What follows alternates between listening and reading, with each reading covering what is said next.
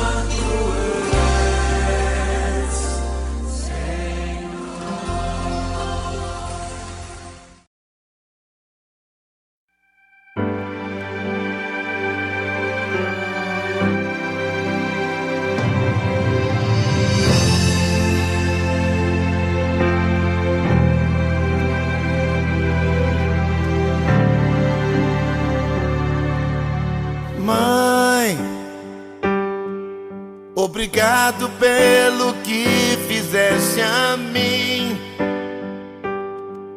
Quantas vezes tu ficaste sem dormir, esperando até a hora de eu voltar.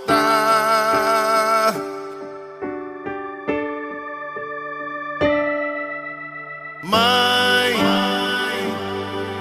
na verdade não sei como agradecer. Pelo menos uma frase vou dizer: eu te amo, amo, amo pra valer.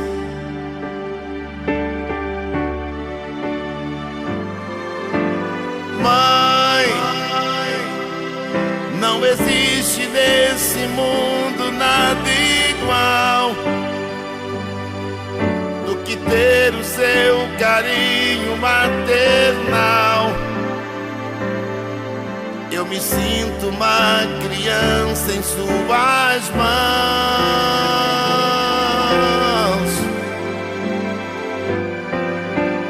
Deus te abençoe e te dê saúde mais. Que seus dias nesse mundo tenham paz. Eu te amo, para mim tu és demais.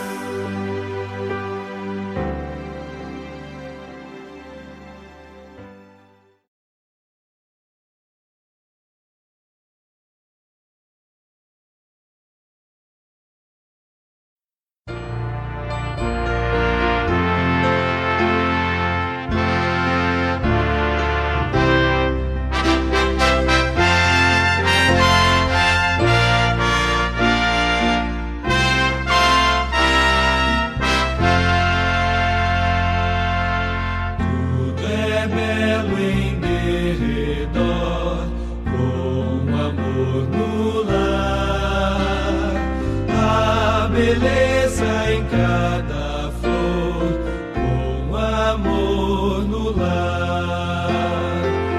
Este amor promove paz, toda mágoa e dor desfaz. Luz, saúde e gozo traz, sempre amor no lar. Com amor.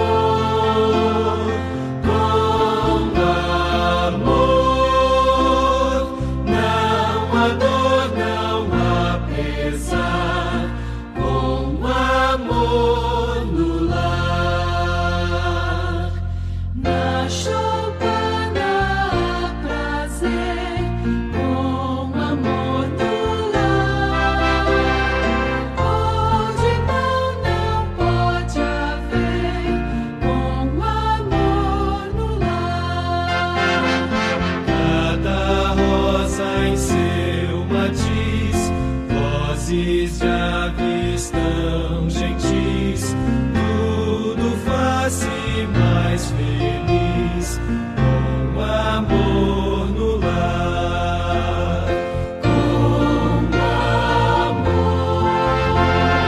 Com amor,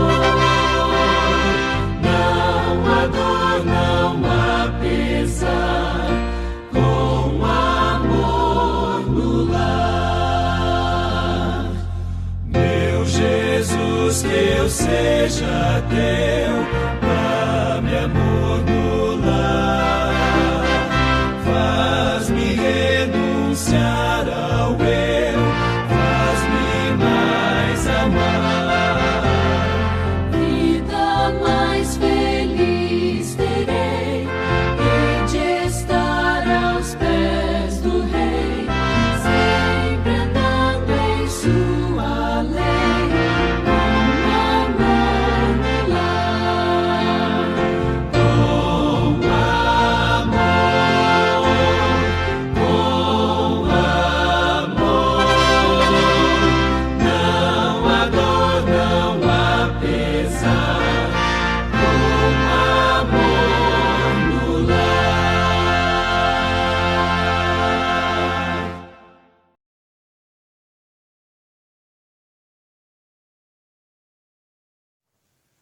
Bom dia, queridos irmãos, é um prazer novamente estar com vocês para juntos meditarmos na palavra do Senhor.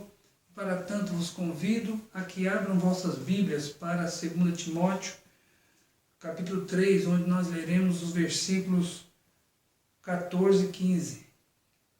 2 Timóteo 3, 14 e 15. Vamos à leitura? Tu, porém, permanece naquilo que aprendeste e de que fostes inteirado, sabendo de quem o aprendeste, e que desde a infância sabes as sagradas letras que podem tornar-te sábio para a salvação pela fé em Cristo Jesus. Oremos ao Senhor. Nosso Deus, nosso Pai, somos imensamente gratos por essa oportunidade. Muito obrigado, Deus, por podermos estudar a Tua Palavra. Pedimos que nos auxilie, ó Deus, abrindo as nossas mentes e os nossos corações para a Tua Palavra. É a nossa oração e a fazemos no nome santo do Senhor Jesus Cristo, o nosso eterno Salvador. Amém. Muito bem, queridos, eu dei a essa homilia o tema Um discípulo de qualidade. Eu queria ter um filho assim. Era um dos muitos bordões de um programa humorístico que retratava uma sala de aula. O homem, a quem era direcionado o bordão, fazia o papel de alguém que alguns chamariam de nerd, pois era alguém intelectual e dedicado aos estudos. O mais engraçado é que os dois personagens, não é? Tanto que dizia o bordão, ou aquele a quem o bordão era direcionado, era pai e filho. Na vida real, eu já ouvi pessoas dizendo para outras que queriam ter um filho igual dela. E em pelo menos uma ocasião, ouvi a outra responder: então trabalhe. Alguns parecem acreditar que um bom filho é uma obra do acaso. Eu também já ouvi pessoas dizerem que este ou aquele não teve sorte com os filhos. Queridos, nos atendo ao princípio do trabalho por trás do sucesso, o grande astro do basquete, conhecido como Oscar Schmidt, foi apelidado de Mão Santa, mas insistia em dizer mão santa não, mão treinada. Ou seja, por trás do trabalho, ou por trás de sua eficiência, estava o trabalho e não um milagre. E pensando em trabalho ao invés de um milagre, podemos dizer que o texto que nós lemos no início tem muito a nos dizer. Ele foi endereçado a Timóteo, não é? Timóteo em grego significa honrando a Deus ou honrado por Deus. Timóteo era filho de mãe judia e pai grego, do qual pouco se sabe. O verbo era, que se encontra em Atos 16:3, onde diz que Timóteo era filho de um grego, está no modo imperativo. Isso provavelmente indique que o seu pai já havia falecido.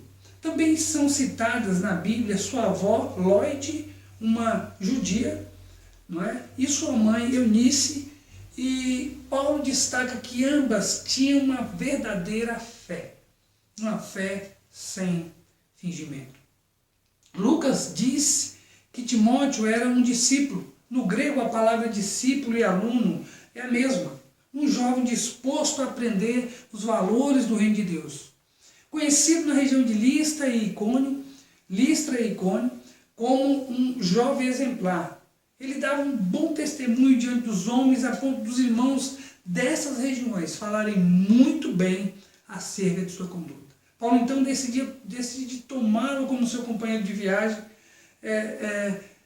circuncidando-o antes para garantir a sua aceitação pelos judeus convertidos. Ele então foi ordenado e seguiu com Paulo em algumas viagens através da Frígia, Galácia, Mísia, Troas, Filipos, Bereia e Corinto. E ele foi enviado para Corinto.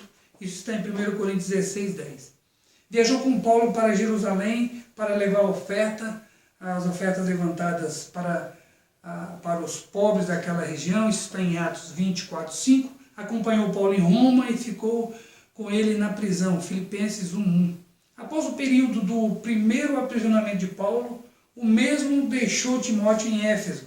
Timóteo foi missionário e companheiro mais recomendado por Paulo para cuidar de alguma igreja, o qual foi fruto de sua lealdade. Paulo chamava Timóteo de seu filho na fé e escreveu a sua última carta ao jovem, rogando que o mesmo fosse um servo fiel que lutasse pela fé cristã e sã doutrina. De acordo com a tradição, Paulo consagrou Timóteo como bispo de Éfeso no ano 65 d.C., onde ele teria servido por 15 anos e depois morrido ali, martirizado, quando João estava exilado na ilha de Patmos. Além de todas essas informações, o texto base dessa mensagem fornece o que consideramos o esteio do homem que Timóteo foi como. E conhecimento, irmãos, eu queria pensar com vocês sobre a seguinte ideia. Nós encontramos nesse texto alguns dados sobre Timóteo que, indubitavelmente, serviram de base para que fosse um discípulo de qualidade. Então, encontramos nesse texto alguns dados sobre Timóteo que, indubitavelmente, serviram de base para que fosse um discípulo de qualidade. E quais são esses dados? Eu gostaria de pensar com vocês sobre pelo menos 3 dados sobre Timóteo, que indubitavelmente serviram de base para que fosse um discípulo de qualidade. O primeiro dado nos vem da expressão desde a infância. Desde a infância. E com isso eu quero dizer que o primeiro dado diz respeito ao tempo que começou a receber o ensino. Desde a infância. A expressão breptos, traduzida como infância, significa ou pode significar um feto ou uma criança recém-nascida. Antes mesmo de ter capacidade de conceituação, os ouvidos do pequeno Timóteo já eram treinados para ouvir instruções e continuavam a ouvir instruções que continuavam lhe sendo dadas. Não se tratou de um período, mas continuou à medida que os anos passavam. É como o texto diz, desde. Então, desde a infância. Então, mais uma vez, o breptos, o breptos, não é? Significa feto ou criança recém-nascida. Então, desde muito cedo, Timóteo já começou a ser instruído. Queridos, dizem que é de pequeno que se aprende. E nós sabemos que o desenvolvimento de uma criança se dá através de diversos estímulos. A criança explora o mundo através do tato, da visão, da audição, né? Todos esses estímulos pedagógicos são importantes e devem ser explorados o quanto antes. Mesmo que uma criança não seja ainda capaz de codificar letras e números, ou seja, decifrar o código do alfabeto para ler palavras, frases e também escrevê-las. Desde a infância, não existe um tempo mais apropriado para iniciar o ensino na vida de um filho ou filha. Lembrando que breptos também pode significar um bebê ainda no ventre da mãe. Né? E isso me faz lembrar, meus queridos, não é, de um bebê que ainda no ventre de sua mãe interagiu maravilhosamente com o mundo externo.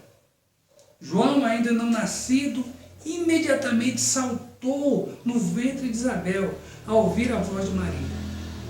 O texto diz, naqueles dias levantou-se Maria e foi apressadamente à região montanhosa, a uma cidade de Judá, entrou na casa de Zacarias e saudou Isabel. Ao ouvir Isabel a saudação de Maria, saltou a criancinha no seu ventre e Isabel ficou cheia do Espírito Santo. Então nós lemos Lucas 1, 39 a 41. Então o primeiro dado, irmãos, que eu gostaria de destacar, o primeiro dado que indubitavelmente serviu de base para que Timóteo fosse esse discípulo tão qualificado. O primeiro dado diz respeito ao tempo que começou a receber o ensino. Mas, queridos, segundo o texto, outro dado que encontramos nele sobre Timóteo, que indubitavelmente serviu de base para que fosse um discípulo tão qualificado, nos vem da expressão sagradas letras. E com base nela, o segundo dado diz respeito ao principal ensino que recebeu: as Sagradas Letras. Queridos, Sagradas Letras é uma tradução literal. Isso deixa subentendido que Timóteo aprendeu o alfabeto hebraico por meio das escrituras do Antigo Testamento. O adjetivo sagrado significa dedicado para uso, não é? Santificado. Era uma questão de honra para os judeus que seus filhos, desde a mais tenra idade, fossem ensinados e treinados na lei, na Torá. Assim que a criança começava a falar, aprendia as passagens chaves da Torá. Os judeus declaravam que seus filhos aprendiam a lei antes, até estando em fraldas, né? Sustentavam que a lei estava tão impressa no coração e na mente de um menino judeu que antes de esquecer-se da lei, ele esqueceria do seu próprio nome. O fato é que, desde a mais tenra idade, Timóteo conhecia as Escrituras, ou seja, o Antigo Testamento, visto que o Novo Testamento ainda não existia. Queridos, não existe fase mais adequada para que sejam construídos os pilares para uma vida reta. E não existe uma base mais sólida para isso do que as Escrituras Sagradas. Hoje vivemos na era da informação e tecnologia, e isso abre um leque de oportunidades. No entanto, isso é uma faca de dois gumes. Se por um lado existem benefícios, por outro existem malefícios. Quantos personagens de desenhos animados e outros nossas crianças conseguem e apreciam? Conhecem, né? Nossas crianças conhecem e apreciam. Quantos personagens bíblicos e suas respectivas histórias nossas crianças conhecem?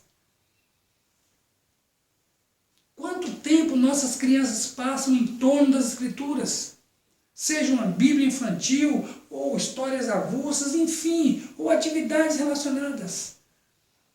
E quanto tempo passam em TVs, tablets, celulares e outros aparelhos eletrônicos? Se nós exploramos o mundo tecnológico, e diga-se de passagem, nem sempre de maneira adequada, será que o reino das trevas não faz a seu modo e para os seus malignos propósitos? Certamente que sim. Seria muito bom se fizéssemos que o nosso dia e o dia dos nossos filhos começassem e terminassem com as Escrituras Sagradas. Como esse desembibliamento,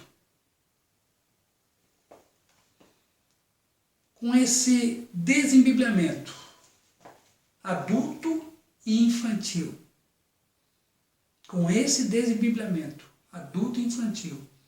eu fico pensando qual será o rumo da igreja. Então, como eu disse, o segundo dado sobre Timóteo, que indubitavelmente serviu de base para que fosse um discípulo tão qualificado, diz respeito ao principal ensino que recebeu. Queridos, mas caminhando, outro dado que encontramos no texto sobre Timóteo, que indubitavelmente serviu de base para que fosse um discípulo tão qualificado, nos vem da expressão sabendo de quem aprendeste. O terceiro dado diz respeito ao transmissor do ensino que recebeu.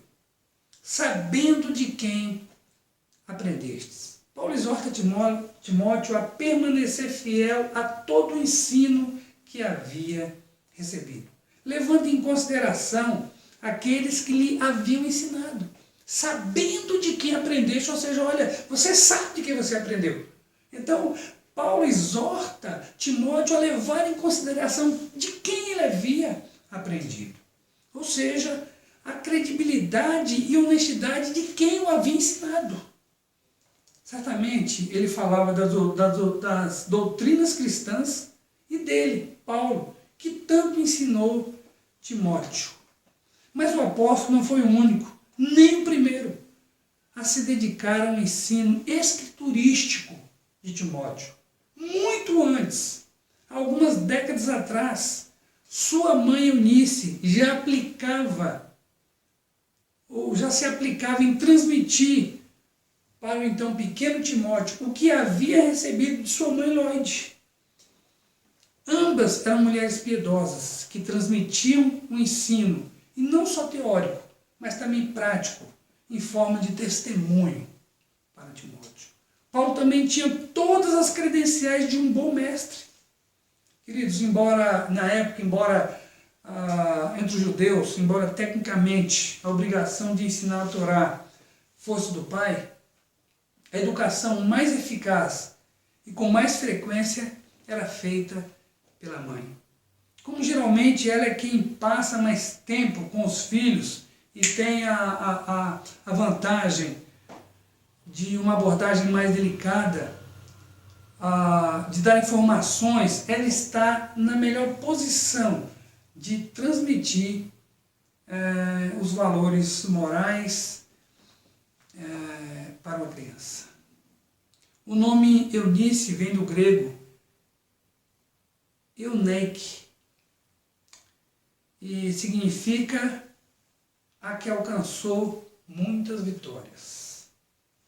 Seu significado resulta da junção de dois elementos: eu, que significa bem, muito, e Nike, que significa vitória.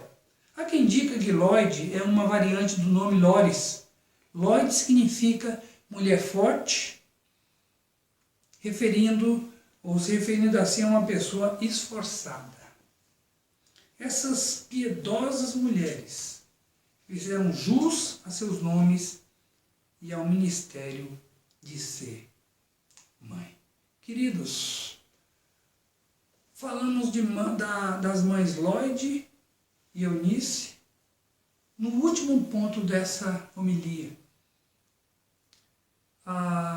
Mas, ao fazermos isso, não diminuímos em nada a importância delas no todo da mensagem.